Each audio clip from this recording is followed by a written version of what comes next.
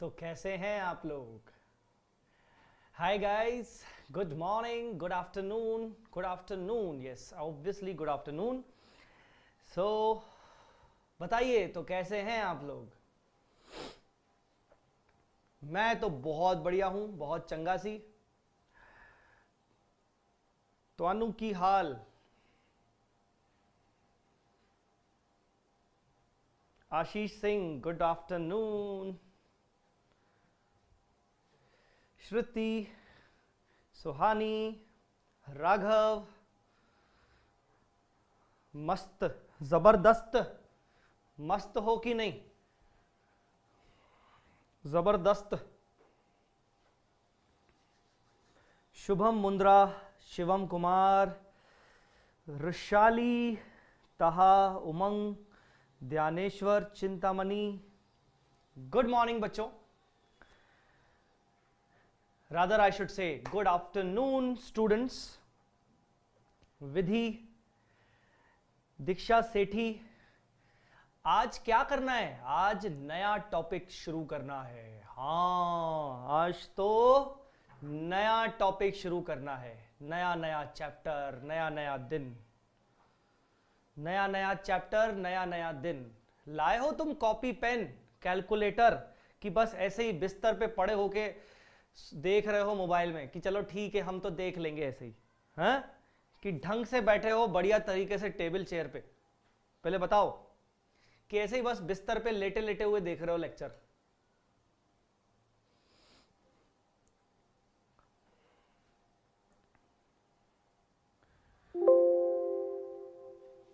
Jasmine, Shivangi, ऋषि,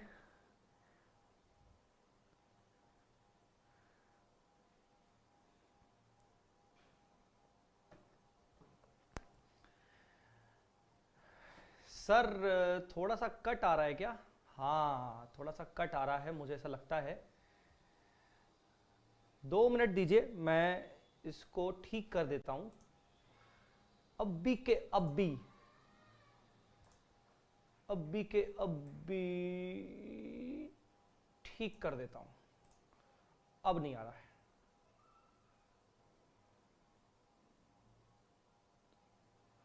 आ रहा है क्या? नहीं आ रहा है। यस सर, सब है सर। टेबल, जैस्मिन ने कुछ लिखा और डिलीट कर दिया। मैंने पढ़ा ही नहीं जैस्मिन यार, ऐसे थोड़ी होता है।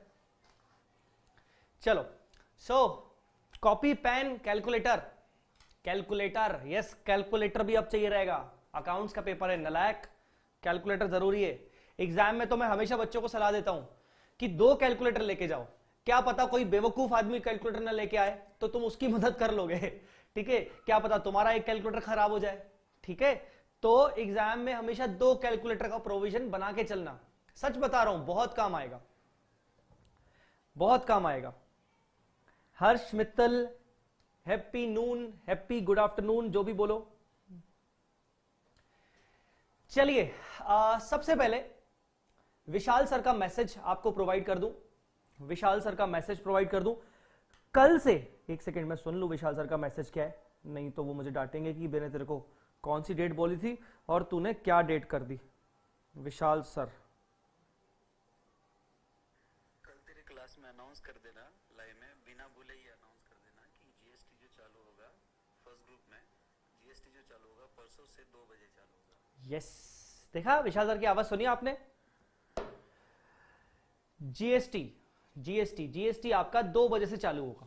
2 बजे से मतलब विजय सर जो अभी क्लासेस ले रहे हैं ना, अब विजय सर जैसे ही क्लास अपनी बंद करेंगे, मतलब मेरे हिसाब से कल से आपकी जीएसटी की क्लास 2 बजे चालू होगी। विशाल सर की जीएसटी की क्लास भी शुरू होने वाली है। वाह, मजा आ जाएगा सर। मतलब हमारे तो सारे ग्रुप 1 के टॉपिक शुरू हो रहे हैं। बिल्कुल। मैंने सुना आपका टेस्ट हुआ था कॉस्टिंग में, आपका टेस्ट हुआ था कॉस्टिंग में। मैं भी बहुत जल्द टेस्ट लूंगा शेड्यूल 3 पर, और जो ये चैप्टर चल रहा है इसके ऊपर मैं आपका टेस्ट लूंगा बेटा, जरूर लूंगा, देखना। अरे कुछ रिप्लाई तो मारो नलायको, कहां चले गए? भाग गए कि नाश्ता खाने का टाइम आ गया तो मतलब चले गए?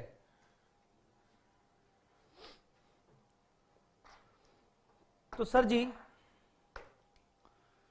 विशाल सर की क्लास जो रहेगी वो 2 बजे रहेगी, जीएसटी की क्लास 2 बजे रहेगी। आप विजय सर से भी कंफर्म कर सकते हैं कि विजय सर लास्ट सेशन कौन सा लेने वाले हैं, शायद आज लेने वाले हैं कि कल लेने वाले हैं। मुझे विशाल सर ने मैसेज कल किया था ये बोल के कि बोलना परसों से रहेगी, तो बेसिकली आज मैं ये बोलूंगा कि कल से रहेगी। ठीक है, ओके। तो विजय सर से जरूर पूछ लेना कि उनका इनकम टैक्स का क्लास कब खत्म होगा। ग्रेट।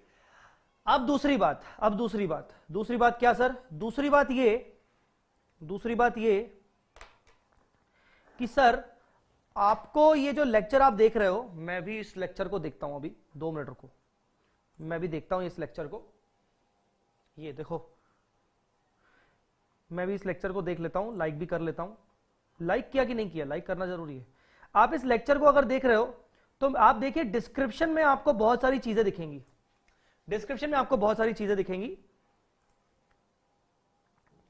पहले तो टेलीग्राम चैनल और टेलीग्राम ग्रुप का लिंक दिखेगा, दोनों को फटाफट ज्वाइन कर लो, क्योंकि सारे अपडेट्स टेलीग्राम ग्रुप पे और टेलीग्राम चैनल पे डलते हैं। अगर मुझे कुछ नोट्स प्रोवाइड करने हैं तो टेलीग्राम ग्रुप पे या टेलीग्राम चैनल पे डालूंगा, दोनों पे डालता हूं मैं, ठीक है ना। इंस्टा पे अगर हो तो फॉलो कर लो, पर उसके बाद सबसे important, download the PDF sample notes from here. जब आप डाउनलोड करने जाओगे तो ये गूगल ड्राइव लिंक ओपन करो अपने मोबाइल पे, या फिर आप अपने लैपटॉप पे देख रहे हो तो उस पे ओपन करो। आपके सामने इस टाइप से सैंपल नोट्स ओपन होंगे, जिसमें अगर आप क्लास वर्क बुक में जाओगे, पहला क्लास वर्क बुक में जाओगे, तो आज जो हम एक चैप्टर शुरू कर रहे हैं, उसका नाम है प्री एंड पोस्ट इनकॉर्पोरेशन। ये चैप्टर को डाउनलोड कर लो बॉस, ये चैप्टर को डाउनलोड कर लो, बहुत जरूरी है, ये चैप्टर को डाउनलोड कर लीजिए। चैप्टर को डाउनलोड कर लो और जितना जल्दी हो सके मेरी बुक्स परचेज कर लो। अगर आप अभी क्लास परचेज नहीं करने के मूड में हो, रिजल्ट के बाद करने के मूड में हो, एटलीस्ट बुक्स परचेज कर लो। जितना आप सॉफ्ट कॉपी नोट्स या सॉफ्ट डिजिटल बुक्स बोलो, सॉफ्ट कॉपी बुक्स बोलो, पढ़ोगे तो आप उतना मजा नहीं आएगा। अभी तक ठीक था क्योंकि शेड्यूल 3 चल रहा था, बेसिक्स चल रहा था, ठीक है, बट अब ये जरूरी है आपके लिए कि अब आपके पास हाथ में हार्ड कॉपी नोट्स होने चाहिए, ठीक है। तो बुक्स आप परचेज कर लो, बुक्स आपको वेबसाइट से मिल जाएंगी। मेरी बुक सेट 500 रुपीज का मिलेगा आपको, मेरा बुक सेट आपको 500 रुपीज का मिलेगा, वो आप जरूर परचेज कर लो, ठीक है।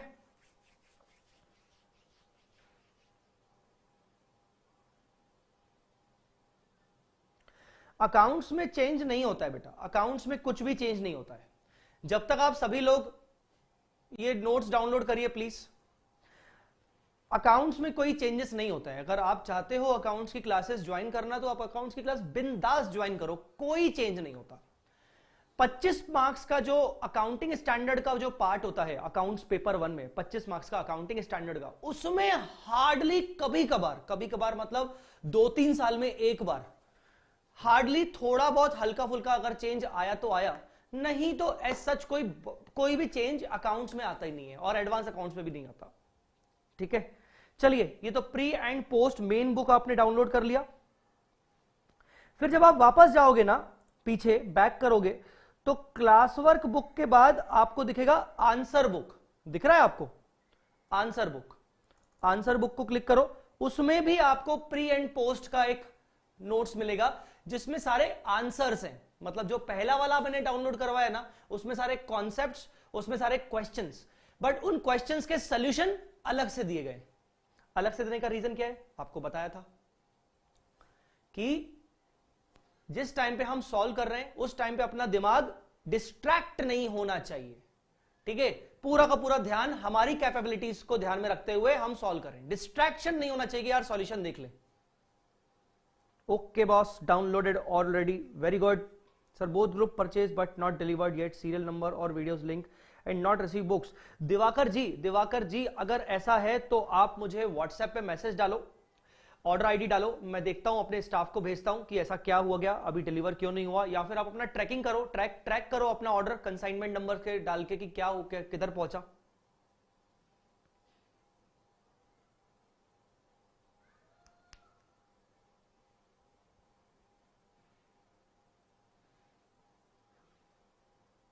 नहीं, अगर 2 साल का टाइम है तो मैंने बोलूंगा कि अभी मत लो 2 साल। मुझे लगा आप डायरेक्ट एंट्री के थ्रू अभी आना चाहते हो, May 22 अटेम्प्ट में दोगे तो अभी उसकी कोई जरूरत नहीं है बेटा, अभी उसकी कोई जरूरत नहीं है।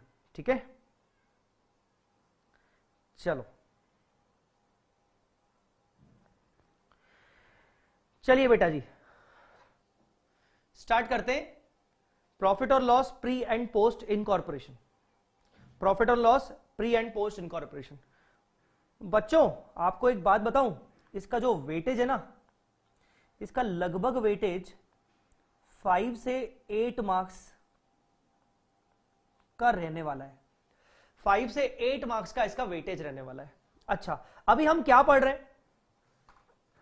अभी मैं आपको पढ़ा रहा हूं, अभी मैं आपको पढ़ा रहा हूं कंपनी अकाउंट्स का पार्ट।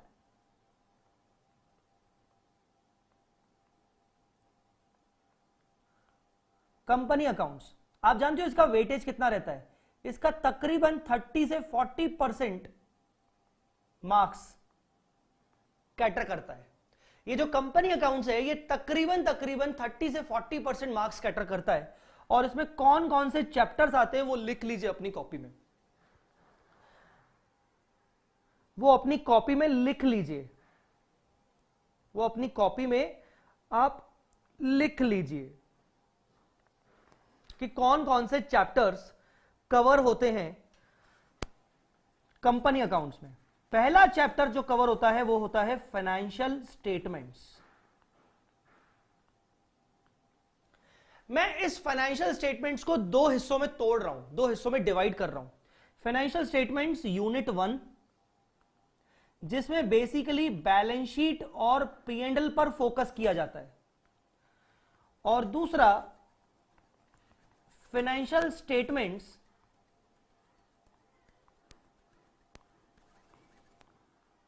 यूनिट 2 जिसपे बेसिकली कैश फ्लो स्टेटमेंट पर फोकस किया जाता है।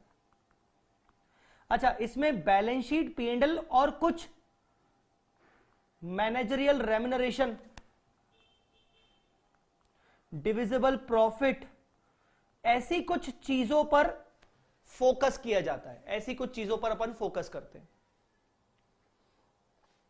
Financial statements unit 2 cash flow statement होता है, ठीक है ना, कैश फ्लो स्टेटमेंट होता है। फिर तीसरा एक जो चैप्टर है वो है आपका प्रॉफिट और loss pre and post incorporation, जो हम आज शुरू करने वाले हैं। प्री एंड पोस्ट इनकॉर्पोरेशन मतलब मैं क्या ही बोलूं यार इस चैप्टर के बारे में। Very very very very very very easy, बहुत ही ज्यादा इजी। फिर जो दूसरा इसके बाद का चैप्टर है that is accounting for bonus issue and right issue. Bonus issue and right issue, मैं आपको कंपनी अकाउंट्स के चैप्टर्स लिखवा रहा हूं कि कौन कौन से चैप्टर्स अपन कंपनी अकाउंट्स में पढ़ेंगे। Accounting for bonus issue and right issue. उसके बाद क्योंकि हमारे जो ये जो कंपनी अकाउंट्स के चैप्टर्स है ना, हम सबसे पहले अपने पूरे सिलेबस में सबसे पहले टारगेट करने वाले हैं कंपनी अकाउंट्स के टॉपिक्स को, जिसका weightage average weightage 30 to 40 marks है। हम सारे ये चैप्टर्स करेंगे पहले। कंपनी अकाउंट्स के चैप्टर्स करने के बाद फिर अपन अदर देन कंपनी अकाउंट्स के टॉपिक होते हैं वो, इसके अलावा अकाउंटिंग स्टैंडर्ड, वो उन सबको अपन छेड़ेंगे। हाँ ठीक है ना, उनको छेड़ेंगे बाद में अपन। फिर रिडम्पशन ऑफ प्रेफरेंस शेयर्स,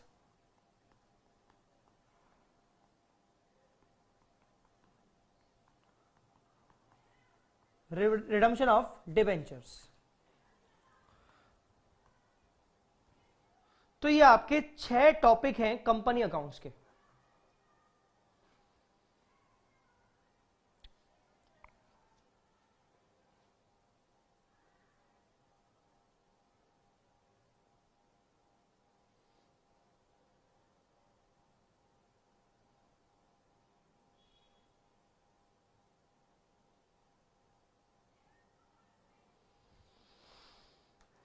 ठीक है। So these are the 6 topics जो आपको कंपनी अकाउंट्स में कवर अप करने हैं। हम सबसे पहले कंपनी अकाउंट्स के सारे टॉपिक करेंगे, जिनमें से हम सबसे पहला जो टॉपिक आज ले रहे हैं वो ले रहे हैं profit and loss pre and post incorporation. बहुत बहुत बहुत शानदार चैप्टर है, बहुत शानदार चैप्टर है। और एक बात बताऊं इस चैप्टर की सबसे अच्छी बात बताऊं, इस चैप्टर में जर्नल एंट्रीज नहीं करने का है, इस चैप्टर में लेजर पोस्टिंग नहीं बनाने का है, इस चैप्टर में balance sheet profit and loss करने का ही नहीं है। तो सर फिर ये चैप्टर क्या अकाउंट्स में कैसे आ गया? क्यों अकाउंट्स में क्या सारे टॉपिक जर्नल एंट्री के आ सकते हैं? हां,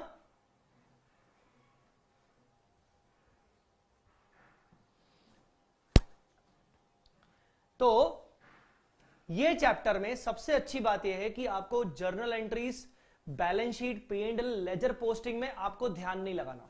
यहां पर बेसिकली आपको कुछ लॉजिक्स पर ध्यान देना है कि जो रिजर्व्स एंड सरप्लस होते हैं वो कितने प्रकार के होते हैं, वो कौन कौन से टाइप्स के होते हैं। अगर एक कंपनी प्रॉफिट अर्न कर रही है तो उसके प्रॉफिट कौन कौन से नेचर का वो प्रॉफिट हो सकता है, और उस प्रॉफिट को 2 अलग अलग पीरियड में, प्री इनकॉर्पोरेशन पीरियड और पोस्ट इनकॉर्पोरेशन पीरियड, जो कि मैं अभी आपको समझाऊंगा, उसको कैसे डिवाइड किया जाता है, इस चैप्टर में हम वो पढ़ेंगे। मतलब this chapter is basically a calculation based chapter. अच्छी बात यह है ये चैप्टर कैलकुलेशन बेस्ड चैप्टर है, ठीक है। Pre and post incorporation, guys I hope you have understood my point, I hope you have understood my point. Now ये तो हमने कंपनी अकाउंट्स के टॉपिक लिख लिए। अब मुझे बताओ मेरे प्यारे प्यारे बच्चों, sir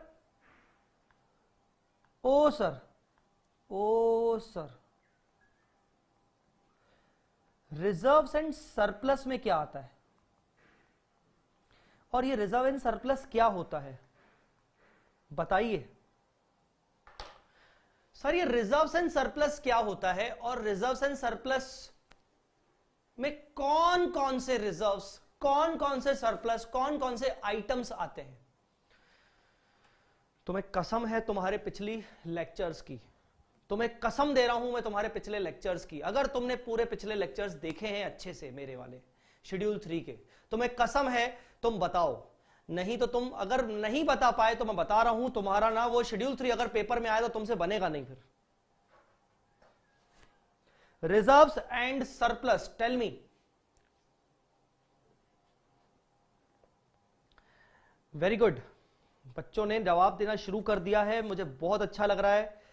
Raghav capital reserve, Pramod equity fund होता है, Raghav ESOP, Suhani accumulated profits, Suhani CRR DRR, okay, indivisible profit reserve, profit and loss balance, ESOP CRR DRR, reserves are appropriated out of profit, okay, मतलब ये प्रॉफिट्स होते हैं।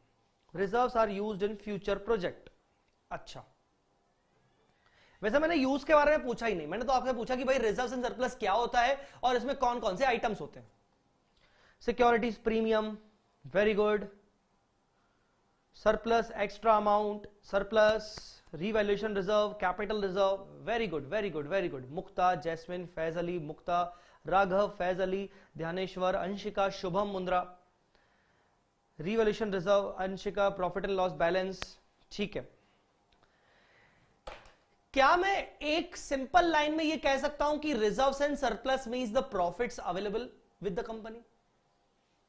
क्या मैं सिंपल, बिल्कुल सिंपलेस्ट भाषा में, in a very understandable language, can I say reserves and surplus means the profits in a very simple language? अब उस प्रॉफिट का नाम क्या है? उस प्रॉफिट का नाम रिवैल्यूएशन रिजर्व है, जनरल रिजर्व है, प्रॉफिट एंड लॉस अकाउंट है, CRR है, DRR है, सिक्योरिटी प्रीमियम है, कैपिटल रिजर्व है, पलड़ा है, डिमका है, ये है, ऐसी की तैसी है, वो है, ये है, उससे कोई दिक्कत नहीं है। पर क्या मैं कह सकता हूं रिजर्व्स एंड सरप्लस मतलब प्रॉफिट्स?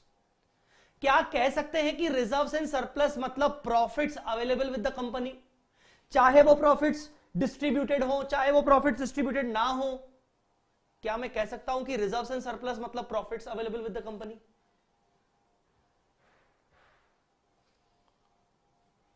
टेल मी बेटा, क्या रिजर्व्स एंड सरप्लस मतलब प्रॉफिट्स हो सकता है? In a very simple language, very easy language, reserves and surplus means profits, all sort of profits, any kind of profits which are available with the company, which are available with the company. आई बात समझ में?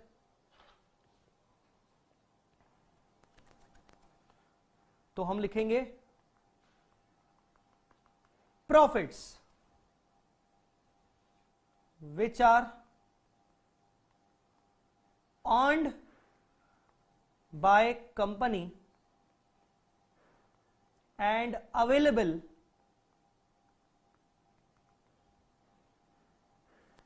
which are earned by the company till date and available with the company. ठीक है ना?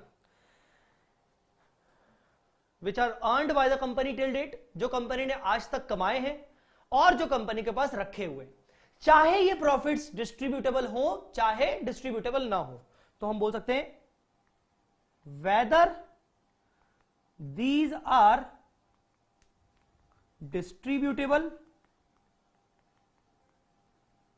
और not. चाहे distributable हो चाहे डिस्ट्रीब्यूटेबल नहीं हो, उससे कोई फर्क नहीं पड़ता, पर ये प्रॉफिट्स है।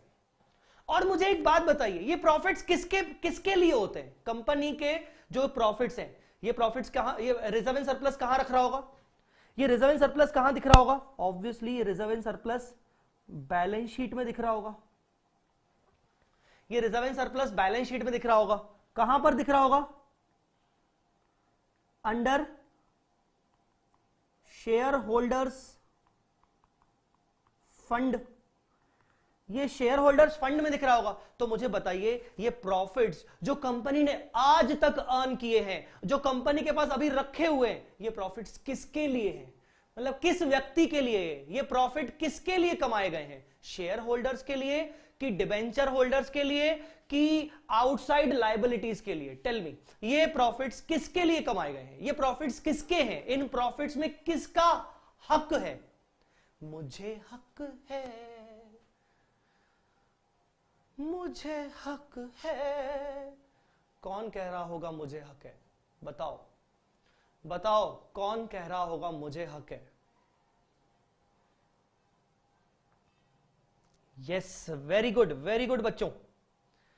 शेयर होल्डर्स कह रहा होगा मुझे हक है। मतलब ये प्रॉफिट्स किसके लिए हैं? ये प्रॉफिट्स हैं शेयर होल्डर्स के लिए। आई बात समझ में कि नहीं? सर शेयर होल्डर माने कौन? सिंपल सी भाषा में शेयर होल्डर मतलब ओनर्स के लिए। तो ये प्रॉफिट्स किसके लिए हैं? प्रॉफिट्स हैं ओनर्स के लिए, ओनर्स के लिए, ओनर्स के लिए। ठीक है ना?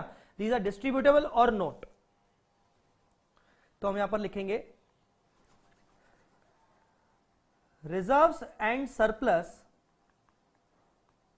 Are always available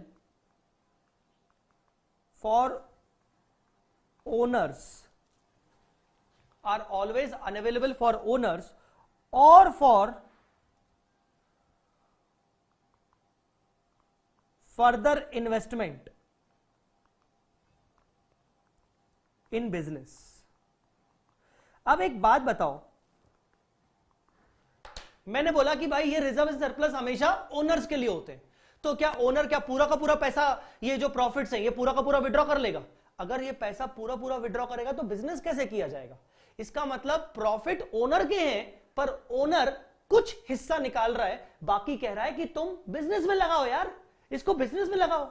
retained profits, आपने ये वर्ड सुना होगा, रिटेन्ड प्रॉफिट्स। सो कहने का मतलब reserves and surplus always owners के होते हैं, पर इसका मतलब ये नहीं कि ओनर उसको पूरा का पूरा विड्रॉ कर ले। ये तो गड़बड़ घोटाला हो जाएगा ना। अगर ओनर पूरा पूरा विड्रॉ कर लेगा पैसा, अगर ओनर इस पैसे को पूरा पूरा विड्रॉ कर लेगा तो बिजनेस कैसे रन हो पाएगा? बिजनेस तो रन करना है हमें। कितना जाके लोन लेंगे बाहर से यार? क्या कंपनी क्या लोन के सहारे हमेशा बिजनेस करेगी? ऐसा तो हो नहीं सकता। कंपनी खुद अपना कमा रही है तो वही पैसा री इन्वेस्ट भी तो करेगी ना अपने बिजनेस में। आ रही है मेरी बात समझ में कि नहीं? तो इसीलिए ये प्रॉफिट भले ओनर्स के लिए होता है, पर वो ओनर जो होता है, शेयर होल्डर जो होता है, वो उसको कभी विड्रॉ पूरा पूरा नहीं करता। हाँ, जितनी जरूरत बनती है, जितना हक, जितना जहां जहां रिक्वायरमेंट रहता है उसके अकॉर्डिंग विड्रॉ किया जाता है उस प्रॉफिट को। बाकी का माना जाता है कि हम प्रॉफिट को बिजनेस में री इन्वेस्ट करेंगे ताकि अपने बिजनेस को बढ़ा सके। आई मेरी बात समझ में? क्लियर हुआ बच्चों? समझ आया कि नहीं? चलिए सर, अब मैं आपसे पूछना चाह रहा हूं कि रिजर्व्स एंड सरप्लस के आइटम्स कौन से होते हैं? रिजर्व्स एंड सरप्लस के आइटम्स कौन से होते हैं? आइटम्स ऑफ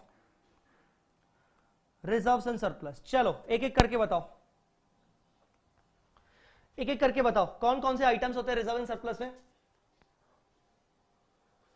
कौन कौन से आइटम्स होते हैं रिजर्व्स एंड सरप्लस में? टेल मी, कौन कौन से आइटम्स होते हैं रिजर्व एंड सरप्लस में?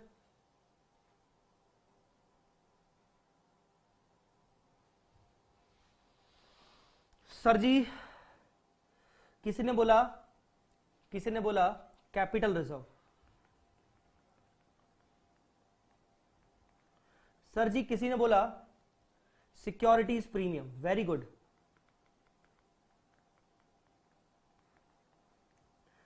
सर जी किसी ने बोला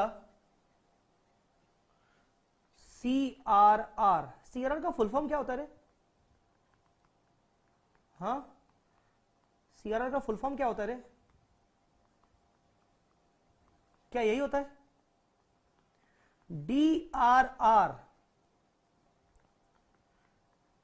debenture redemption reserve.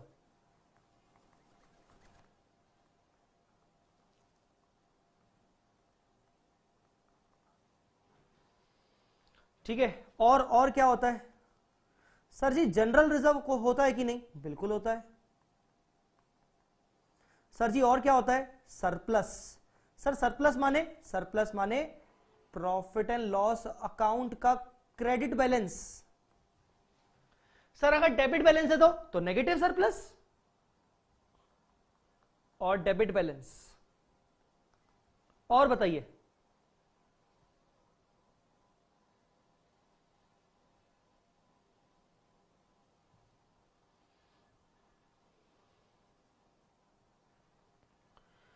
Retained earnings, retained earnings यही होती है, इसी को कहते हैं retained earnings.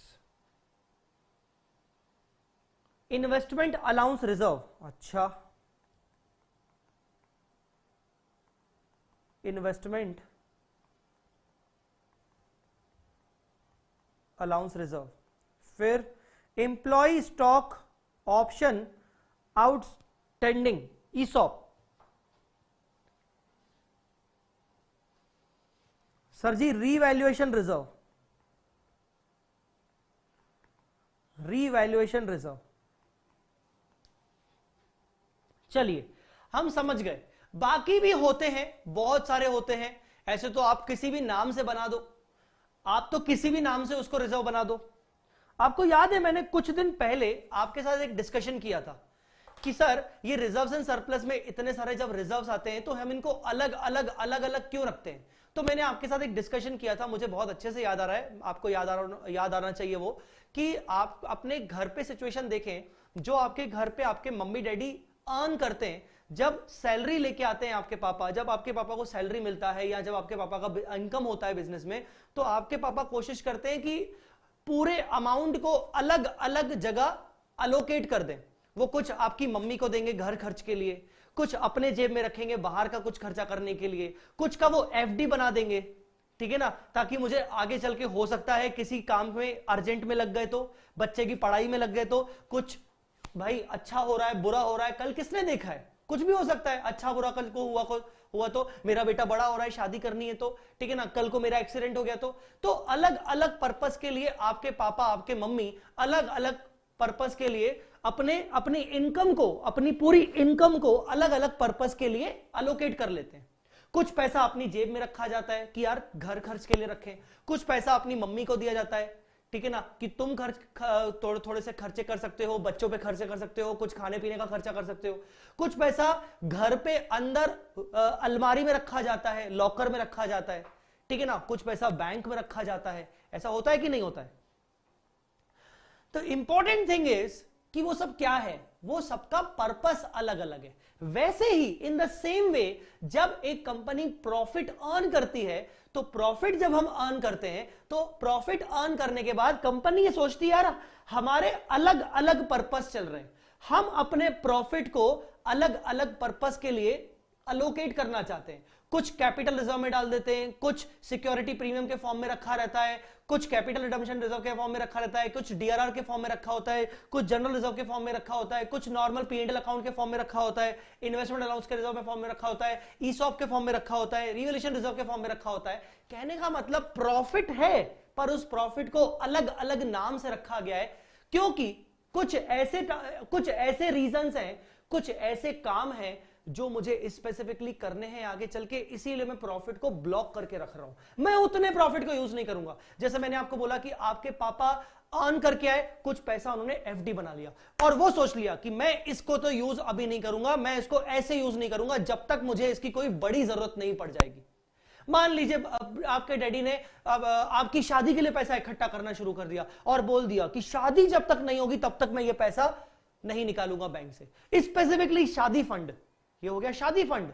Specifically education fund, ये पापा ने आपके एजुकेशन के नाम से जमा कर दिया। सो बेसिकली क्या होता है, कुछ कुछ ऐसे प्रॉफिट्स होते हैं जो किसी स्पेसिफिक रीजन से बनाए जाते हैं, और बाकी आपके पापा ने बोला कि बाकी मेरी जेब में जो पैसा रखा है वो मैं जो भी खर्चे होंगे वो मैं करता जाऊंगा। हमने जो घर पे थोड़ा बहुत पैसा रखा है वो भी हम अपने जेब से खर्चे करते जाएंगे, देखते हैं कौन कौन से खर्चे होते हैं। मतलब वो फ्रीली अवेलेबल है, हम उसको कहीं पे भी यूज कर सकते हैं। आई मेरी बात समझ में कि नहीं? सो वैसे ही बेटा प्रॉफिट्स में भी कुछ ऐसे प्रॉफिट्स होते हैं जो फ्रीली अवेलेबल होते हैं, आप उनको कहीं भी यूज कर सकते हो, ठीक है ना। पर बाकी सभी प्रॉफिट्स ऐसे होते हैं जो कि फ्रीली अवेलेबल नहीं होते, आप उनको ऐसे वैसे यूज नहीं कर सकते हो कहीं, उनके लिए कोई स्पेसिफिक बताया जाएगा आपको पर्पस कि यार ये प्रॉफिट इसी पर्पस के लिए यूज होगा, अदरवाइज ये आपके पास हमेशा पड़ा रहेगा। कुछ आई मेरी बात समझ में? तेरी ऐसी तेसी मच्छर आया समझ में कि नहीं? So the point is clear है कि नहीं? समझ में आया पॉइंट? जल्दी बोलो बच्चों, क्लियर हुआ कि नहीं? Tell me. तो सर अगर समझ में आया तो थम्स अप, नहीं आया तो थम्स डाउन।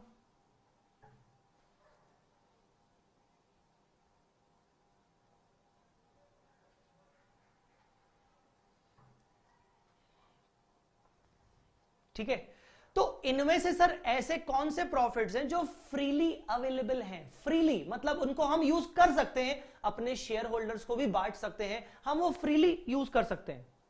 तो सर उनमें से जो ये जो फंड्स जो रिजर्व्स होते हैं, एक होता है जनरल रिजर्व, एक होता है surplus that is P&L, credit balance. ये दो मोस्ट इंपॉर्टेंटली, ये दो रिजर्व्स ऐसे हैं जो फ्री रिजर्व्स होते हैं, जो फ्री रिजर्व्स की कैटेगरी में आते हैं। किसकी कैटेगरी में आते हैं? फ्री रिजर्व की कैटेगरी में आते हैं।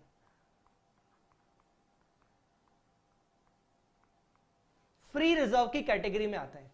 किस कैटेगरी में आते हैं? फ्री रिजर्व की कैटेगरी में। सर कैपिटल रिजर्व का क्या होता है? सर ये कैपिटल रिजर्व क्या होता है? कैपिटल रिजर्व फ्री रिजर्व नहीं होता क्या? नहीं बेटा, कैपिटल रिजर्व आपका फ्री रिजर्व नहीं होता। तो सर ये कैपिटल रिजर्व कब आता है? सर बच्चों कैपिटल रिजर्व के बारे में ध्यान से सुनना। Capital reserve generally capital reserve तब पैदा होता है जब कोई कंपनी दूसरी कंपनी को टेक ओवर कर रही है। जब हम किसी के बिजनेस को टेक ओवर कर रहे हैं और बिजनेस को टेक ओवर करके अगर हमें कोई प्रॉफिट जनरेट हुआ है तो हम वो प्रॉफिट कहां ट्रांसफर करते हैं? कैपिटल रिजर्व में ट्रांसफर करते हैं, क्योंकि बिजनेस खरीदना is not as good as goods खरीदना। हमारा बिजनेस गुड्स खरीद के सेल करना होता है, पर हमने क्या किया? हमने किसी दूसरी कंपनी के बिजनेस को अक्वायर कर लिया, हमने टेक ओवर कर लिया।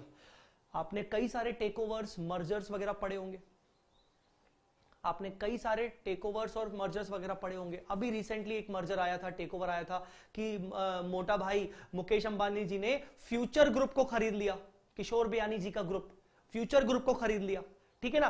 तो जब एक कंपनी या एक बिजनेस को जब टेक ओवर किया जाता है, तो अगर उस टेक ओवर में हमें फायदा हो रहा है, अगर उस टेक ओवर में हमें फायदा हो रहा है, तो वो फायदा कहां जाता है? वो फायदा जाता है आपके कैपिटल रिजर्व में, वो फायदा जाता है आपके कैपिटल रिजर्व में।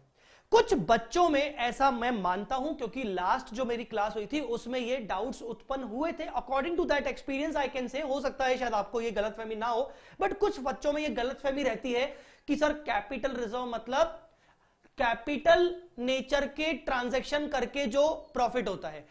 मैंने बोला कि भाई बताओ कौन से कैपिटल नेचर के ट्रांजैक्शन, तो उसने बोला कि सर ये मान लीजिए कि अगर हम कोई फिक्स्ड असेट सेल करते हैं, तो sir fixed asset capital nature का आइटम है, कैपिटल एक्सपेंडिचर होता है, तो वो अगर बेचे तो सर उसको बेचने पर जो प्रॉफिट होता है सर वो कैपिटल रिजर्व में जाता है। यही कर दी ऐसी की तैसी। नहीं, no not at all, no not at all.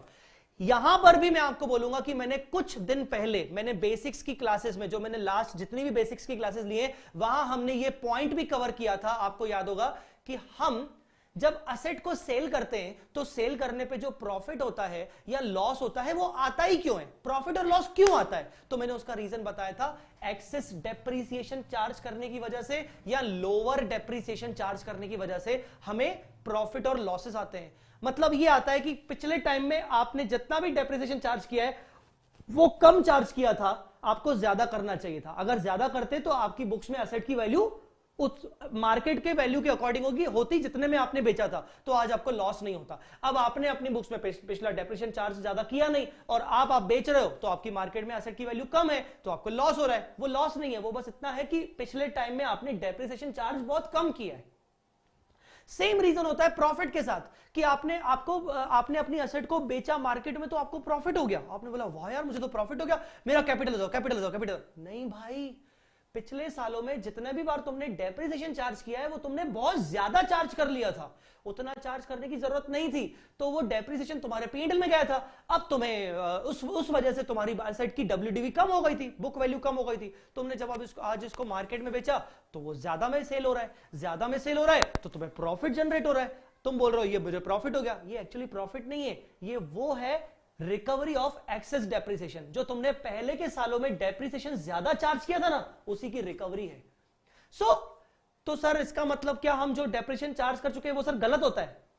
Depreciation company हमेशा चार्ज करती है based on estimates, based on estimate. Company का एस्टिमेट गलत हो सकता है बेटा, हर बार कंपनी अपने अकाउंटिंग एस्टिमेट्स को इसीलिए रिवाइज करती रहती है। आप जब अकाउंटिंग स्टैंडर्ड पढ़ोगे ना, हम जब अकाउंटिंग स्टैंडर्ड पढ़ाएंगे आपको AS4 AS5, तो मैं आपको उसमें बताऊंगा कि हर बार कंपनी को अपने एस्टिमेट्स को रिवाइज करना पड़ता है। ये जरूरी नहीं कि मैंने पिछले साल जिस एस्टिमेट के बेसिस पे डेप्रिसिएशन चार्ज किया था मैंने वही एस्टिमेट आज में मेरा सही हो सकता है मेरा एस्टिमेट आज गलत हो और मुझे डेप्रिसिएशन का रेट अलग करना पड़े, चेंज करना पड़े, मेथड चेंज करना पड़े। आई होप आपको मेरी पॉइंट्स को क्लियरली समझ में आ रहा होगा। सो बच्चों मुझे बताइए कैपिटल रिजर्व कब पैदा होता है? टेल मी, कैपिटल रिजर्व कब पैदा होता है?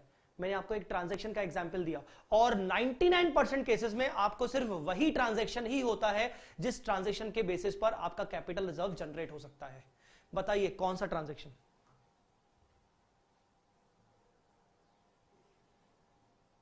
बताओ बेटा कौन सा transaction? Tell me, capital reserve कब बनता है आपका? बताइए कैपिटल रिजर्व आपका कब बनता है? कैपिटल रिजर्व बनता है by when a particular business और a company is being taken over. ठीक है ना? तो जो अक्वायरर है, अक्वायरर जो टेक ओवर कर रहा है, मतलब परचेजर, आपकी भाषा में परचेजर, मैं उसको थोड़ा सा टेक्निकल भाषा में बात करूं तो अक्वायरर, जब अक्वायरर बिजनेस टेक ओवर करता है, कंपनी टेक ओवर करता है, तो अक्वायरर को अगर फायदा हो रहा है, सर फायदा कैसे होगा? मान लीजिए मैंने फ्यूचर ग्रुप को खरीदा, अंबानी जी ने फ्यूचर ग्रुप को खरीदा, फ्यूचर ग्रुप के लिए बोली लगाई गई 14,000 करोड़, 14,000 करोड़ बोली लगाई गई। अंबानी जी ने 14,000 करोड़ दे डाले, अंबानी जी ने 14,000 करोड़ दे डाले, तो 14,000 करोड़ दिए मैंने, जबकि मुझे जो बिजनेस मिला, मुझे जो फ्यूचर ग्रुप का बिजनेस मिला, सर ये फ्यूचर ग्रुप क्या है? अरे बिग बाजार, FBB जिसके कपड़े आते हैं, तो उस ग्रुप को जब हमने खरीदा तो हमें मालूम पड़ा कि यार इस ग्रुप के जितने भी असेट्स हैं, लायबिलिटीज हैं, अगर इसकी वैल्यूएशन करें तो आएगी 15,000 करोड़। तो मैंने 15,000 करोड़ का बिजनेस खरीदा 14,000 करोड़ के पेमेंट करके, तो मुझे 1,000 करोड़ का फायदा हो गया। That I will transfer to capital reserve. आई मेरी बात समझ में कि नहीं? वेरी गुड बच्चों।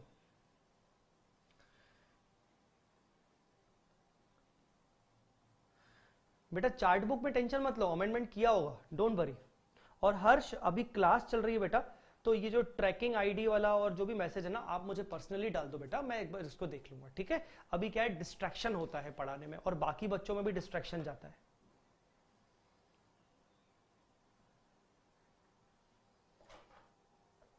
ठीक है, ओके।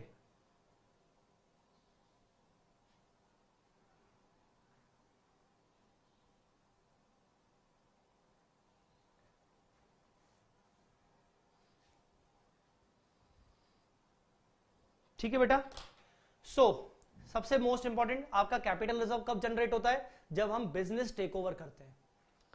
अब किसी बच्चे ने बोला कि सर फोरफिट करते हैं जब शेयर्स, तो सर उस पे भी कैपिटल रिजर्व क्रिएट होता है। बिल्कुल सही बात, मैंने तभी आपको बोला कि 99% केसेस में आपको कैपिटल रिजर्व कब मिलेगा? जब हम कोई बिजनेस टेक ओवर कर रहे हैं। तो कुछ ऐसे छुटपुट रीजन भी हो सकते हैं, जैसे आपने शेयर्स को फोरफिट कर लिया। पर मैं आपको एक बात बताऊं, शेयर्स फोरफिट करना ये पहले के जमाने में बात हुआ करती थी। पता है क्यों? जो आपको सीए फाउंडेशन में एंट्री सिखाई जाती है ना, शेयर एप्लीकेशन मनी वाली एंट्री करो, फिर अलॉटमेंट वाली एंट्री करो, फिर फर्स्ट कॉल वाली एंट्री करो, फिर सेकंड कॉल वाली एंट्री करो, फिर फाइनल कॉल वाली एंट्री करो। अरे भग, आजकल डीमेट फॉर्म के थ्रू, डीमेट अकाउंट के थ्रू हमें शेयर्स हमारे डीमेट अकाउंट में आ जाते हैं और पूरा पैसा एक ही बार में जमा करना पड़ता है। आपके शेयर्स फॉरफिट कब होते हैं? शेयर्स फॉरफिट तब होते हैं जब आप पार्टली पे कर चुके हो और बाकी का पे नहीं कर रहे हो। आपका कॉल्स एंड अरियर्स चल रहा है और आप बाकी का पे नहीं कर रहे हो, तो इसीलिए आपके कंपनी शेयर्स आपके फॉरफिट कर लेती है। आज के जमाने में पार्टली पेमेंट वाला सिस्टम है ही नहीं, है ही नहीं। एटलीस्ट लिमिटेड कंपनी, जो लिस्टेड कंपनीज होती हैं, उनमें तो होता ही नहीं है। हाँ, प्राइवेट कंपनी जब अपने प्रमोटर्स को शेयर इशू करती हैं तो हो सकता है पार्टली पेड हो, पर वो भी नहीं होता है, ना के बराबर होता है। तो इसीलिए मैंने बोला कि भाई पार्टली पेड शेयर्स में ये हो सकता है कि कॉल्स एंड अरियर्स का फॉरफीचर हो जाए, कॉल्स का मतलब कॉल्स पे नहीं किए गए हो, और उस केस में कैपिटल रिजर्व बन जाए बिकॉज ऑफ फॉरफिट। उस केस में कैपिटल रिजर्व बन जाए बिकॉज ऑफ फॉरफिट। आई बात समझ में?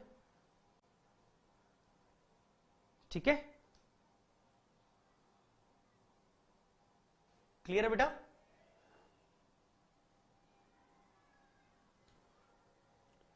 चलिए, और क्या था? कुछ एंटी सोशल एलिमेंट आ गए थे, उनको साफ कर रहा था। कचरा साफ करते हैं ना, कचरा साफ। तो मैंने आपकी चैट से कुछ कचरा साफ किया, आपको दिखा? मैंने कुछ कचरा साफ किया। चलो, तो कैपिटल रिजर्व हो गया एक। सर टेक ओवर में लॉस हुआ तो? बहुत शानदार बॉस, बहुत शानदार। सर अगर टेक ओवर में लॉस हुआ तो फिर क्या करेंगे? अगर तेरे को टेक ओवर में लॉस हुआ और तेरे पास पहले से ही कैपिटल रिजर्व रखा हुआ है, सर पहले से ही क्यों रखा हुआ है? क्यों तूने पहले किसी हो सकता है कंपनी का टेक ओवर किया हो और तेरे को उसमें प्रॉफिट हुआ हो। तो तेरे को अगर टेक ओवर में, अभी वाले टेक ओवर में तेरे को लॉस हुआ, तो उस लॉस को तू अपने इस, कहां गया, अपने इस कैपिटल रिजर्व से सेट ऑफ कर सकता है, अगर तेरे पास पहले से ही कैपिटल रिजर्व रखा है तो। सर मान लीजिए नहीं रखा है तो? सर नहीं रखा है सर, बताओ अब क्या करोगे? सर किशोर बियानी जी का जो हमने फ्यूचर ग्रुप खरीदा वो 14,000 में खरीदा, जबकि हमें जो उसका बिजनेस की वैल्यूएशन दिखी वो दिखी 13,000 में। मतलब हमें बिजनेस मिला 13,000 का, हमने पे किया 14,000 का, 1,000 हमने एक्स्ट्रा पे किया। सर हमें लॉस हुआ तो? मुकेश अंबानी जी बोलेंगे मैं गधा नहीं हूं, मेरे कान में बेड़ी नहीं लगी हुई, मुझे पता है मैंने उसको 14,000 क्यों दिए हैं, मैं जानता हूं उसके बिजनेस की वैल्यू, उसके बिजनेस की औकात 13,000 की है, पर मेरे कान में बेड़ी नहीं लगी। मैं बहुत बड़ा बिजनेसमैन हूं, मैं धीरू भाई अंबानी का बेटा हूं, मैंने उसको 1,000 करोड़ एक्स्ट्रा दिए हैं। क्यों? क्योंकि मैं ये 1,000 करोड़ वसूल करूंगा फ्यूचर में। मैं जानता हूं ये एक्स्ट्रा देने से मुझे फ्यूचर में बहुत शानदार बेनिफिट होंगे, बहुत सारे एडवांटेजेस होंगे। ये 1,000 करोड़ में आराम से फ्यूचर में रिकवर कर लूंगा। आप जानते हो इसको क्या बोलेगा?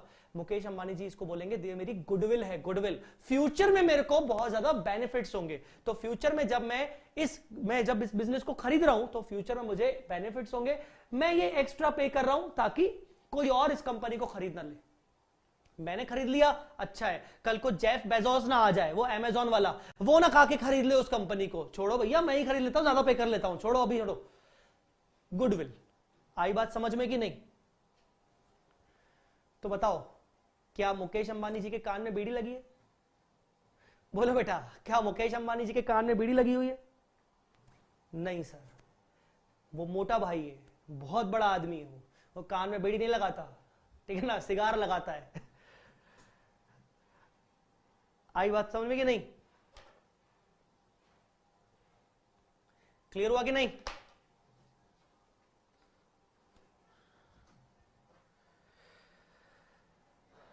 अच्छा जी, नेक्स्ट। सर सिक्योरिटी प्रीमियम क्या होता है? सर सिक्योरिटी प्रीमियम क्या होता है? देखो मैं आज ना आपको ये चैप्टर का नाम बता दिया, पर ये चैप्टर में आने के लिए मुझे आपको कुछ बेसिक्स समझाने पड़ रहे हैं रिजर्व्स एंड सरप्लस के रिगार्डिंग, ठीक है? मुझे कुछ आपको बेसिक्स समझाने पड़ रहे हैं। सर सिक्योरिटी प्रीमियम क्या होता है? सर सबको पता है सिक्योरिटी प्रीमियम क्या होता है। जब कंपनी शेयर इशू करती है, जब कंपनी डिबेंचर इशू करती है बेटा, उस टाइम पे कंपनी अगर फेस वैल्यू से ज्यादा डिमांड करती है तो उसको जो भी पेमेंट मिलता है, रिसीव होता है फेस वैल्यू से ज्यादा अमाउंट, उसको वो सिक्योरिटी प्रीमियम के फॉर्म में रखती है। सर उसका रीजन क्या है? सिक्योरिटी प्रीमियम को अलग करके दिखाने का रीजन क्या है? सर मान लीजिए फेस वैल्यू है 10 रुपए शेयर की और शेयर को इशू किया गया 50 रुपीज में, तो सर 40 रुपीज जो कंपनी ने एक्स्ट्रा रिसीव किया वो सिक्योरिटी प्रीमियम है। सर कंपनी उसको एक्स्ट्रा क्यों रख रही है, अलग से क्यों रख रही है? कैपिटल में वो 10 रुपए ही क्यों रख रही है और 40 रुपए अलग से क्यों रख रही है? कंपनी इस 50 रुपए का बाइफर्केशन क्यों कर रही है? मतलब मैं पूरा का पूरा 50 रुपए शेयर कैपिटल में डाल देता हूं, मैं फेस वैल्यू क्यों डालता हूं 10 रुपए कैपिटल में और बाकी 40 रुपए अलग क्यों दिखा रहा हूं? बताइए मुझे, कोई बताएगा? कोई बताएगा मुझे? मन कर रहा है बताने का? जल्दी बताओ, क्या आपका मन कर रहा है बताने का? टेल मी।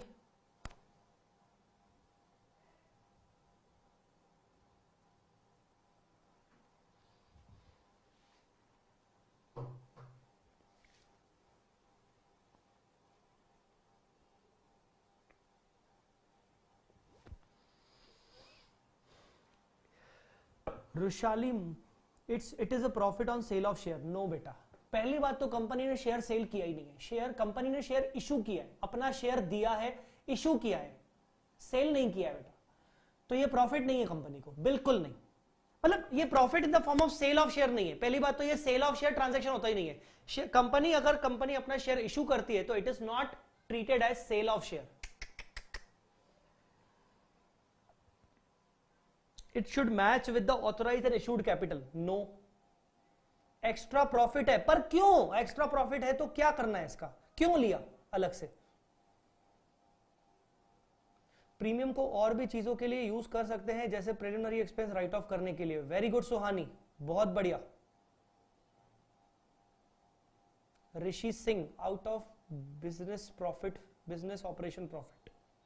नहीं समझा बेटा मैं आपका मतलब, ऋषि सिंह मैं आपका मतलब नहीं समझा बेटा। कैपिटल रिजर्व के लिए, कैपिटल रिजर्व के लिए क्या बोले, क्या बोल रहे हो भाई, क्या बोल रहे हो? कैपिटल रिजर्व तो अभी हमने पढ़ा, उसके लिए करते हैं मतलब।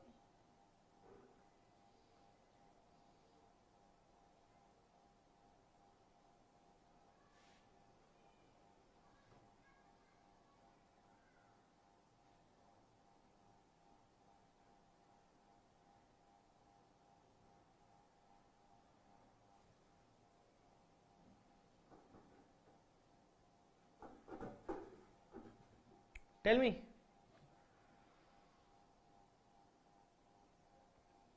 To balance of discount on issue of debentures. सिर्फ यही रीजन होता है discount on issue of debentures को बैलेंस करने के लिए। Fully paid bonus shares to employees. अच्छा, it can be spend according to the specified in the account, it can not be use other than that. Share जब premium पर sale करे तो adjustment के लिए? बिल्कुल नहीं। सी बच्चों, ट्राई टू अंडरस्टैंड। अगर कंपनी के शेयर की वैल्यू आज, समझो मेरी बात को समझो प्लीज, एक चीज को समझिए। अगर मैं आपको यह बोलूं कि आपने जब एक बिल्डिंग खरीदी थी, तो 100 रुपए की बिल्डिंग खरीदी। अब आप 100 रुपए को मान लो एक बेस वैल्यू है कि यार मुझे 100 रुपए तो चाहिए ही चाहिए अगर मैं इस बिल्डिंग को बेचता हूं तो। अब आपने आगे चल के उसको मार्केट में बेचा 150 रुपीज पे, तो आप क्या बोलोगे कि यार 50 रुपीज मुझे एक्स्ट्रा मिला, ठीक है ना। Let us take another example. आज बिल्डिंग का government value market government value है 150 रुपीज, पर उस वैल्यू से ज्यादा पे अगर आप बेचते हो, 160 में बेचते हो, तो आप बोल रहे हो अच्छा ये मुझे एक्स्ट्रा मिला, ये मुझे प्रीमियम मिला। आई बात समझ में? इन द सेम वे जब कंपनी अपने शेयर को इशू करती है, मैं बोल रहा हूं सेल नहीं करती कंपनी, कभी शेयर इशू करती है तो इसका मतलब ये नहीं कि सेल कर रही है। कंपनी जब शेयर को इशू कर रही है, अच्छा इशू करना मतलब क्या? इशू करना मतलब ऑफर देना पब्लिक को, आइए साहब हमारी कंपनी मस्त कंपनी है, शानदार कंपनी है, आप पैसा लगाइए, आप बनिए ओनर और हम आपको फ्यूचर में देंगे प्रॉफिट्स। यही होता है ना शेयर का मतलब। शेयर का मतलब ही क्या होता है? कंपनी ऑफर देती है कि बॉस आइए हमारी कंपनी में, यू आर मोस्ट वेलकम, हमारी कंपनी में पैसा लगाइए, आगे चल के हम आपको प्रॉफिट्स देंगे, you are the owner of the company, you will become the owner of the company. Understood और नॉट? बट जब आप आ रहे हैं तो देखो हम आपको शेयर देंगे। शेयर मतलब, अब शेयर का बेसिक मीनिंग क्या होता है कि जो भी कंपनी प्रॉफिट अर्न करेगी उस प्रॉफिट में आपको हिस्सा मिलेगा। तो शेयर मतलब क्या? हिस्सा। शेयर मतलब क्या? हिस्सा। शेयर कैपिटल मतलब क्या? आपने जो पूंजी लगाई है, आपने जो कैपिटल लगाया है, उसके बेसिस पे आपका कंपनी में हिस्सा है। उस पूंजी की बेस वैल्यू क्या है? 10 रुपए। उस पूंजी की बेस वैल्यू क्या है? 10 रुपए, फेस वैल्यू। पर आज हम आपसे 10 रुपए नहीं लेंगे, हम आपसे लेंगे 25 रुपए। आप बोलोगे सर ज्यादा क्यों? सर क्या बात कर रहे हो सर, हमने इतनी मेहनत करके कंपनी खड़ी की है, जब हमने अपनी कंपनी शुरू की थी तो हमने 10-10 रुपए में कुछ लोगों को शेयर बांटे थे, क्योंकि उस टाइम पे हम कुछ भी नहीं थे। उस टाइम पे हम कौन थे? हमने तो बिजनेस ही शुरू नहीं किया था। अब हमने कंपनी खड़ी कर दी, हमने बिजनेस शुरू किया, इतने सालों तक हमने पैसा लगाया, हमने मेहनत की, हमने बीच में लॉसेस बियर किए, हमने न जाने क्या क्या किया, आज जाके हमारी कंपनी की इतनी अच्छी खासी वैल्यू है। और आज हम आपको बोल रहे हैं आइए हमारी कंपनी में लगाइए पैसा, तो क्या हम आपसे सिर्फ बेस वैल्यू 10 रुपए लेंगे? इतने सालों की जो मेहनत है वो भी तो लेंगे ना आपसे हम। तो आप समझ रहे हैं क्या है प्रीमियम मींस? जब कंपनी शेयर इशू करती है तो कंपनी ये कहना चाहती है बॉस कि आज तक जो हमने मेहनत की ना, उसका कॉम्पनसेशन भी आपको देना पड़ेगा, क्योंकि कंपनी में अभी तक हम ही ओनर थे, अब तो तुम भी ओनर बनने वाले हो। तो ओनर सिर्फ 10 रुपए से थोड़ी बनोगे, तुम एक्स्ट्रा कॉम्पनसेशन दोगे। कुछ याद आ रहा है? पार्टनरशिप अकाउंट्स में ऐसा ही कुछ हुआ करता है। जब एक नए पार्टनर का एडमिशन होता है तो वो कैपिटल के अलावा क्या लेके आता है? गुडविल का प्रीमियम। याद आ रहा है कि नहीं? जल्दी बोलो, याद आ रहा है कि नहीं?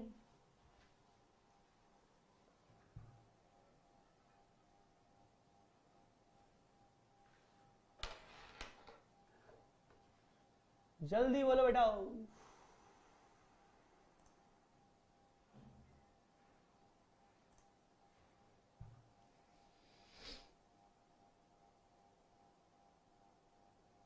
सो guys, try to understand security premium मिलने का रीजन क्या है।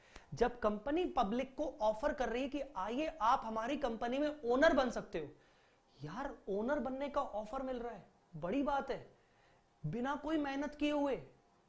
तो जो कंपनी पहले से ही चला रहा था उसने कितनी सारी मेहनत की होगी, और अगर उसने इतनी सारी मेहनत की होगी तो वो उसने भी तो पैसे लगाए होंगे ना, और उसने तो उस टाइम से कंपनी को खड़ा किया जब कंपनी को कोई जानता भी नहीं था। उस टाइम पे क्या तुम कंपनी में ओनर बनते? नहीं बनते। उस टाइम पे अगर मैं तुम्हें ऑफर देता, बोलता आ जाओ 10 रुपए लगाओ, तुम तो 10 रुपए भी नहीं लगाते। पॉइंट इज, आज हम तेरे से बोल रहे हैं कि आके ओनर बन, तो तू खुशी खुशी इसलिए आ रहा है क्योंकि आज कंपनी की अच्छी खासी औकात है, आज कंपनी की अच्छी खासी वैल्यू है, तू उसमें देख पा रहा है कि तुझे प्रॉफिट्स मिलेंगे आगे चल के। तो डेफिनेटली उसको उस लेवल तक खड़ा करने के लिए मेहनत भी तो की गई है, तो हम तेरे से एक्स्ट्रा पेमेंट ले रहे हैं in the form of premium. आई बात समझ में? तो सबसे पहले तो ये याद रखना, ये फंडा कि प्रीमियम कंपनी क्यों लेती है। अब समझ में आया कि नहीं? अब सोचो कि साला 11th क्लास से 12th क्लास से, या छोड़ो 11th 12th क्लास, हो सकता है किसी का कॉमर्स ना हो, हम ये फाउंडेशन में क्या घंटा उखाड़ के आए कि हमें ये तक नहीं पता था कि सारा प्रीमियम क्यों लेती है कंपनी। हाँ, कंपनी प्रीमियम क्यों लेती है? समझ में आया कि नहीं? तो डिस्काउंट पर क्यों इशू करती है? पहली बात तो कोई भी कंपनी शेयर डिस्काउंट पे इशू नहीं करती है। अब एक्सेप्शनल केस चलो मान लेते हैं कि अगर डिस्काउंट पे इशू करती भी है, क्योंकि डिस्काउंट पे इशू करने के लिए सेबी से परमिशन लेनी पड़ती है। अब अगर डिस्काउंट पे इशू करती भी है तो इसका मतलब समझ जाओ कंपनी की कोई औकात है नहीं, कंपनी की कोई वैल्यू है नहीं। कंपनी तो बस चाहती है किसी भी तरीके से हमारे साथ लोग जुड़े, हम उनको सस्ते में शेयर देने को तैयार है। अरे हम तो डिस्काउंट पे देने को तैयार है, तुम बस आओ यार। हमारी कंपनी की औकात ही नहीं है। तो सोचो ना, कोई कंपनी शेयर इशू डिस्काउंट पे क्यों करेगी जब वो बहुत अच्छी कंपनी होगी। तो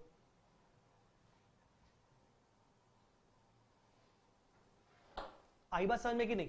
तो डिस्काउंट पर अलाउड ही नहीं है। डिस्काउंट पर कंपनी शेयर इशू करेगी ना, उसको सबसे पहले सेबी ना 2 डंडे मारेगा पिछवाड़े पे।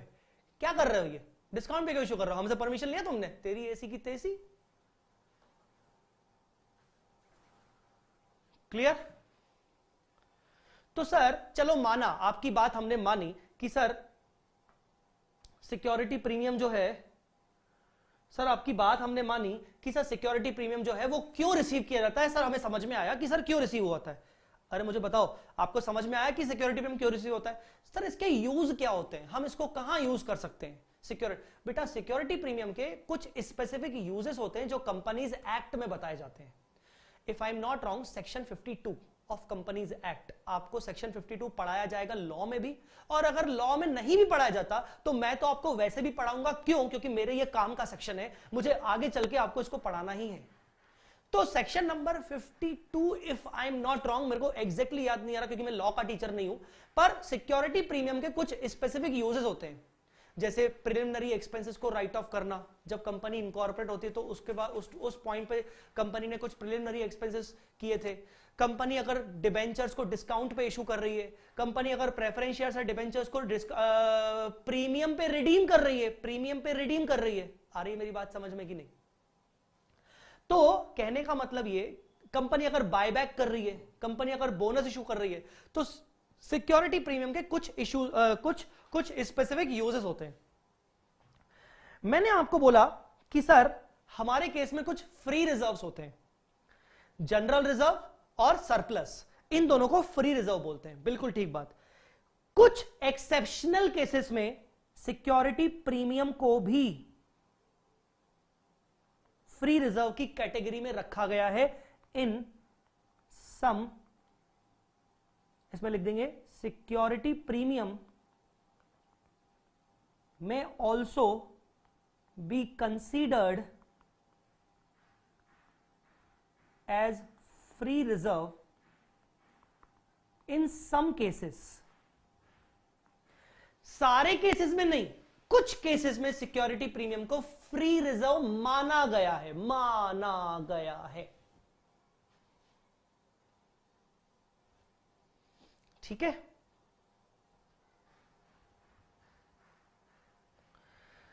चलिए थोड़ा सा अब हल्का सा फास्ट चलते हैं, क्योंकि मुझे इस पूरे टॉपिक को अभी खत्म करना है, कम से कम ये वाली बात को, ताकि अगले क्लास में एटलीस्ट हम चैप्टर पे जंप कर सके। हम चैप्टर पे अभी जंप नहीं कर पाए। चैप्टर का नाम है profit and loss pre and post incorporation, but अभी हमने वो चैप्टर जंप नहीं किया। मैंने आपको सिर्फ रिजर्व एंड सरप्लस के बारे में समझाया। The third point is capital redemption reserve and the fourth point is debenture redemption reserve. Sir ये दोनों क्या होते हैं? सर ये दोनों बिल्कुल भी फ्री रिजर्व नहीं होते। सर ये दोनों पूरे के पूरे स्पेसिफिक रिजर्व होते हैं। कंपनी इनको क्यों बनाती है? कंपनी इनको इसलिए बनाती है ताकि कंपनी कि जो आउटसाइड लायबिलिटीज है, जैसे डिबेंचर होल्डर्स, जैसे कंपनी ने अगर बैंक से लोन लिया है, कंपनी अपनी आउटसाइड लायबिलिटी को खुश कर सके। सर मतलब होता यह है कि कैपिटल डिबेंचर, पहले अपन डिबेंचर रिडम्पशन रिजर्व की चलते हैं। अब मैंने आपको बोला प्लीज मुझे पैसा दीजिए, मुझे लोन दीजिए, मैं आपको डिबेंचर इशू कर रहा हूं, मुझे लोन दीजिए। डिबेंचर एक लोन होता है, ये सबको पता होना चाहिए। मैंने आपको बोला प्लीज मुझे लोन दीजिए, आपने बोला सर हम आपको लोन दे दें, हमें क्या सिक्योरिटी? मैंने बोला मेरी एसेट मॉर्गेज पे ले लीजिए। आपने बोला सर वो भी ठीक है, मॉर्गेज पर ले ले, पर हमें किस बात की सिक्योरिटी कि जब आप ये पैसा हमें वापस करोगे उस टाइम पर आपके पास पैसा होगा, इस बात का क्या प्रूफ है आपके पास, इस बात का क्या एविडेंस है? हमें इतना एश्योर करो, कंपनी को कहा जा रहा है हमें इतना एश्योर करो कि हम जो आज आपको पैसा दे रहे हैं 5 साल बाद, हम जो आपको आज पैसा दे रहे हैं 5 साल के लिए, 5 साल बाद आपके पास सफिशिएंट बैलेंस होगा, सफिशिएंट प्रॉफिट्स होंगे ताकि आप हमें रीपे कर सको। तो मैंने बोला यार मैं कैसे एश्योर करूं, मैं कैसे एश्योर करूं, मैं कैसे एश्योर करूं? ठीक है एक काम करते हैं सर, मैं प्रॉफिट का कुछ हिस्सा ब्लॉक कर देता हूं, जो मेरे फ्री प्रॉफिट्स है ना, फ्री ये वाले फ्री प्रॉफिट्स, ये वाले फ्री प्रॉफिट्स, मैं प्रॉफिट्स का कुछ हिस्सा ब्लॉक कर देता हूं आप लोगों के लिए। मैं आपको ये यकीन दिलाना चाहता हूं कि देखिए मैंने प्रॉफिट ब्लॉक कर दिया, जब आपको रीपे करने का टाइम आएगा तो मेरे पास प्रॉफिट का हिस्सा रखा रहेगा, मैं आपको उससे रीपे कर दूंगा। आई बात मेरी समझ में कि नहीं? तो उसी को कहते हैं debenture redemption reserve. Debenture redemption reserve जो होता है वो फ्री रिजर्व से बनाया जाता है, मतलब एक रखा है फ्री रिजर्व, वहां से प्रॉफिट ट्रांसफर करते हैं डिबेंचर रिडम्पशन रिजर्व में, डीआरआर में, ताकि हम अपने डिबेंचर होल्डर्स को सेटिस्फाई कर सके कि चलो ठीक है हमें आपको फ्यूचर में रीपे करने के लिए सफिशिएंट पैसा होगा। आई बात समझ में कि नहीं? Sir why premium is shown separately? Because it has its own uses. Security premium के कुछ 5 ऐसे यूजेस हैं जिनके लिए उसको यूज करना जरूरी है, तो इसीलिए उसको सेपरेटली शो करते हैं, simple. Sir capital redemption reserve कब यूज होता है? कैपिटल रिडम्पशन रिजर्व यूज होता है जब आप प्रेफरेंस शेयर्स को रिडीम करते हो। देखो डिबेंचर रिडम्पशन रिजर्व डिबेंचर्स के लिए, कैपिटल रिडम्पशन रिजर्व या तो प्रेफरेंस शेयर्स के रिडम्पशन के लिए या तो इक्विटी शेयर के बायबैक के लिए। उस टाइम पे भी हमें अपने आउटसाइड लायबिलिटीज को एक एश्योरिटी देनी होती है कि भले हम अपने शेयर होल्डर्स को पैसा वापस कर रहे हैं पर आप टेंशन मत लीजिए, हमने आपके लिए भी पैसा संभाल के रखा है। Try to understand capital redemption reserve, जब आप प्रेफरेंस शेयर होल्डर्स को पैसा वापस करोगे, जब आप इक्विटी शेयर होल्डर्स को पैसा बायबैक का पैसा वापस करोगे, तो वो तो आपके शेयर होल्डर्स है, तो किसको मिर्ची लगेगी? तुझको मिर्ची लगी तो मैं क्या करूं, ऐसा वाला नहीं बोल सकता वो। मिर्ची किसको लगेगी? मिर्ची लगेगी आउटसाइड लायबिलिटीज को। क्यों बे? आउटसाइड लायबिलिटी बोल रही है, क्यों बे? तुम शेयर होल्डर्स को पैसा क्यों वापस कर रहे हो? क्यों वापस नहीं कर सकता हूं मैं?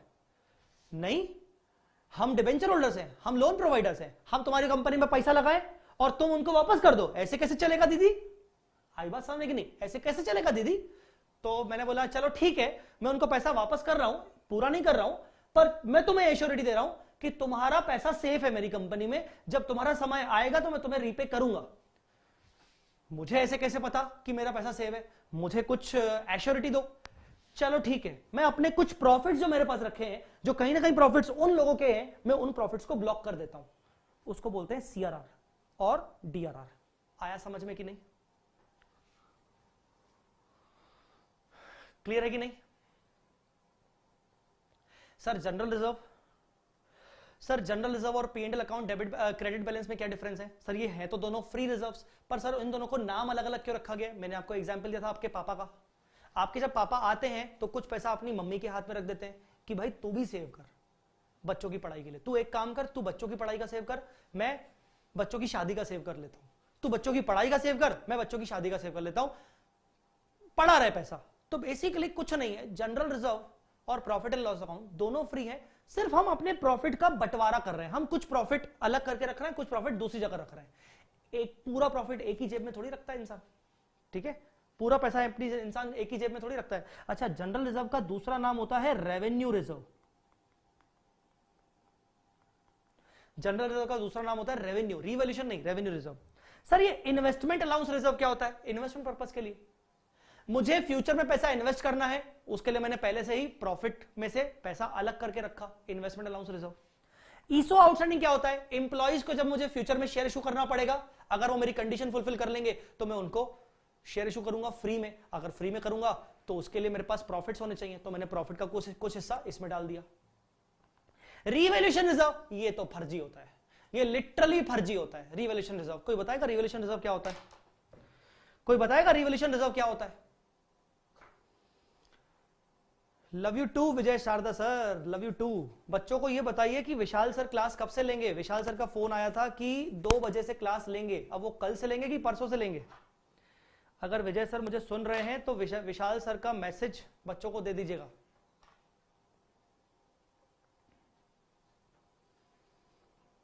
कल से। देखो विजय सर ने भी आपको बोल दिया, मैंने भी आपको विशाल सर का वॉइस नोट सुनवाया था अभी थोड़ी देर पहले। विशाल सर ने मुझे कल कहा था कि परसों से, मतलब आज के हिसाब से वो कल से लेंगे।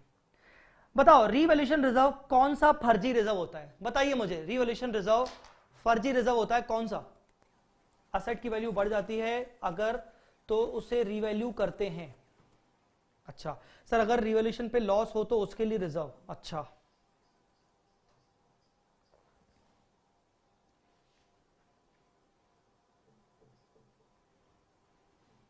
When assets are revalued and there's a change in the, एक बात बताओ, तुम बोल रहे हो सुहानी, विधि, बिंदु असेट में फ्लक्चुएशन किया कर लिया तो जैस्मिन, आप मुझे एक बात बताइए, बाकी बच्चे भी जो जवाब देने वाले हैं सबने जवाब तो ठीक दिया कि सर अगर असेट की वैल्यू बढ़ जाती है या असेट को रीवैल्यू करते हैं।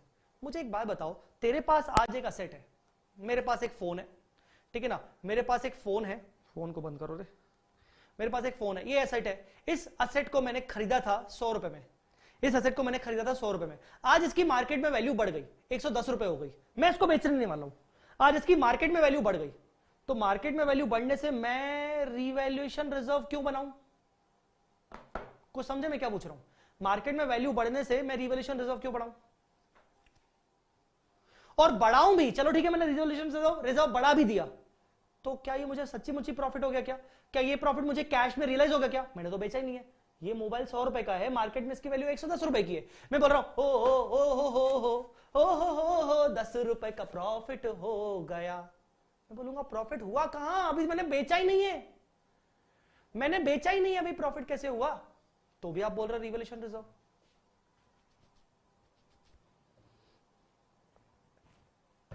बताइए मुझे, बताइए, पूछता है भारत, पूछता है भारत, बताइए, मेरे जवाब का सवाल दीजिए, जल्दी मेरे जवाब का सवाल दो।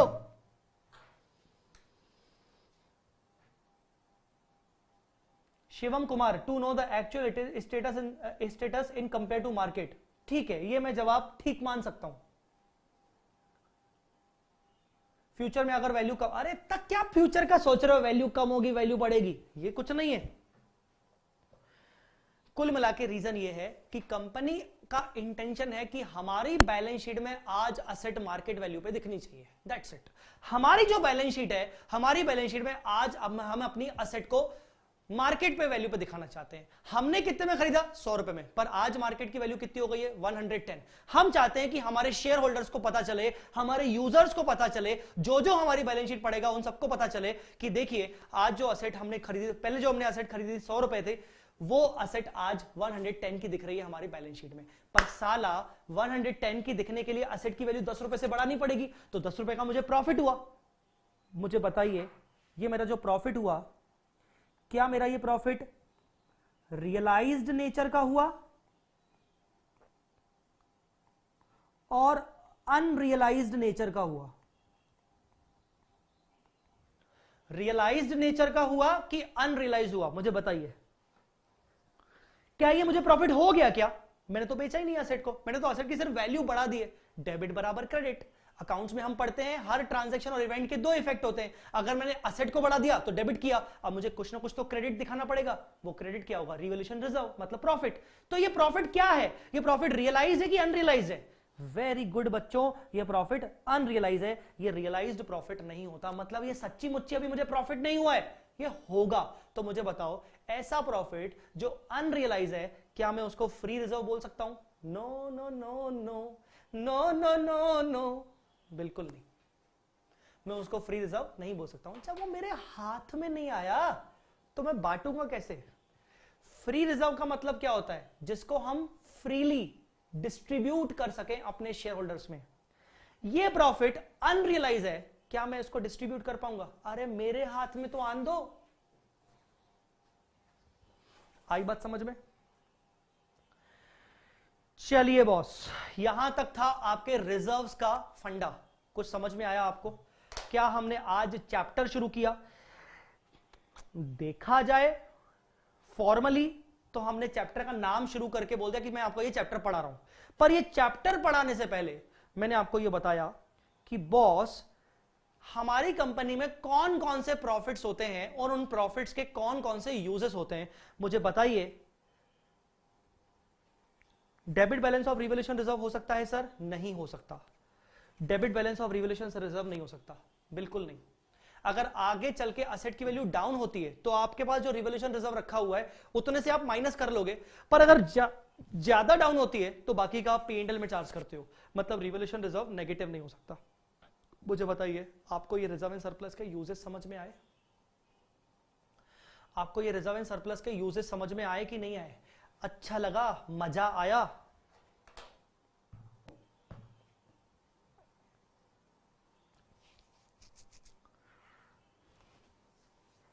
ठीक है, तो अगर आपको मजा आया तो आज मैं दे रहा हूं आपको एक होमवर्क। सर फ्री रिजर्व के कितने amount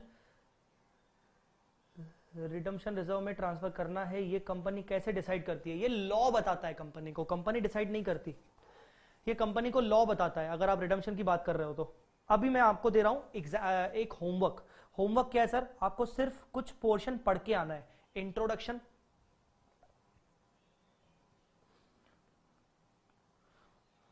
treatment of pre incorporation profit and loss, ये 2 पॉइंट्स, और ये आपको ये होमवर्क दे रहा हूं, आपको ये पढ़ के आना है।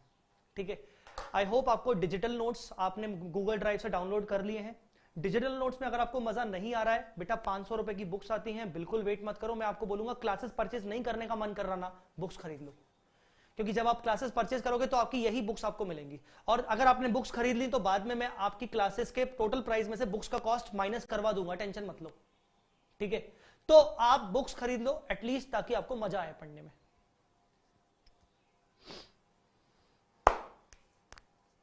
ठीक है, तो बच्चों आज का सेशन हम यहीं कंप्लीट करते हैं, खत्म करते हैं। मैं इस सेशन को अगले क्लास में कंटिन्यू करूंगा चैप्टर के साथ। मैंने आपको जो होमवर्क दिया है, सीरियसली बेटा, ठीक है ना, सीरियसली आपको ये होमवर्क पढ़ के आना है, बिल्कुल मस्ती मजाक नहीं बेटे, ठीक है ना,